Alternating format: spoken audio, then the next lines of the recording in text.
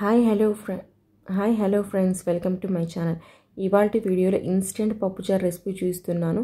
దానికంటే ముందు నా ఛానల్ కనుక మీరు నచ్చినట్లయితే ప్లీజ్ ఒక లైక్ చేయండి, షేర్ చేయండి, సబ్స్క్రైబ్ చేయండి.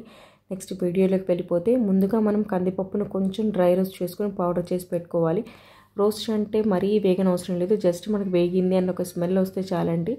తర్వాత పక్కన పెట్టుకొని పౌడర్ చేసి పెట్టుకున్నామంటే మనకి ఎప్పుడు కావాలంటే అప్పుడు చేసేయచ్చు.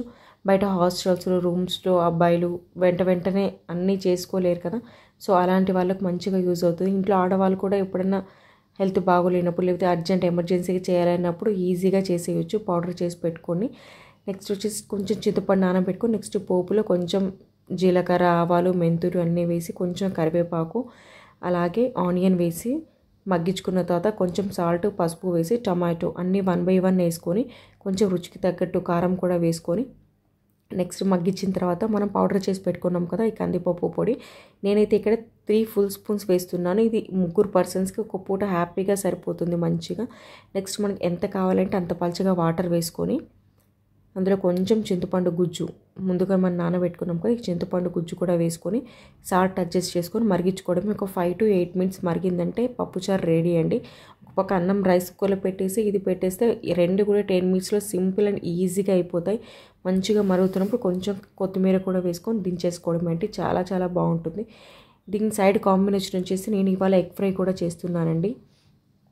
ఈ ఎగ్ ఫ్రై రెసిపీ కూడా చాలా బాగుంటుంది. ఈ రెండింటి కాంబినేషన్ సూపర్గా ఉంటుంది.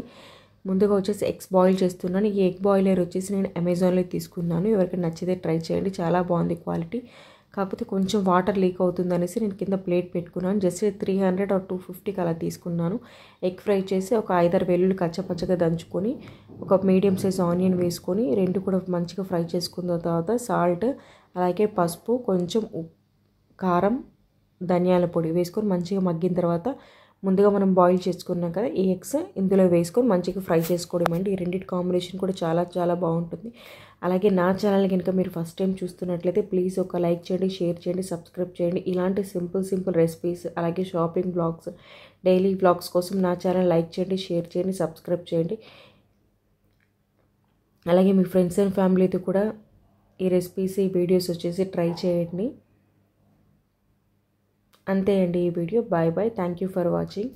ప్లీజ్ ఒక లైక్ చేయండి, షేర్ చేయండి.